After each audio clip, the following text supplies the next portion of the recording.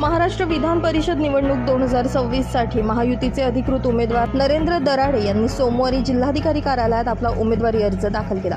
मुख्यमंत्री देवेंद्र फडणवीस, उपमुख्यमंत्री तथा शिवसेनेचे मुख्य नेते एकनाथ शिंदे आणि उपमुख्यमंत्री सुनेत्रा अजित पवार यांच्या नेतृत्वाखाली महायुतीनं नरेंद्र दराडे यांना उमेदवारी जाहीर केली आहे। उमेदवारी अर्ज दाखल करण्याच्या वेळी महायुतीच्या पदाधिकारी आणि लोकप्रतिनिधींची मोठ्या संख्येने उपस्थित होती। यामध्ये शिक्षण मंत्री दादा भुसे, उपमहापौर विलास शिंदे, महापौर हिमगौरी आडके, शहराध्यक्ष सुनील केदार, गुरमीत बग्गा, महानगर प्रमुख प्रवीण तितमे, अजय बोरस्ते, विजय करंजकर, आमदार सीमा हिरे, निवृत्ती इंगोले, भागवत आरोटे तसेच नगरसेविका पूनम महाले यांच्यासह अनेक पदाधिकारी उपस्थित होते।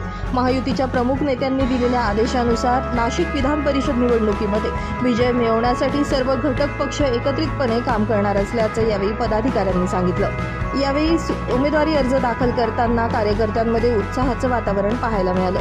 नरेंद्र दराडे यांच्या उमेदवारीमुळे नाशिक विधान परिषद निवडणुकीमध्ये महायुतीनं आपली खरी ताकद दाखवून दिली असून आगामी निवडणुकीत विजयासाठी जोरदार मोर्चे बांधणी सुरू झाल्याचं चित्र आहे। नितीन चव्हाण, महाराष्ट्र 24 न्यूज, नाशिक।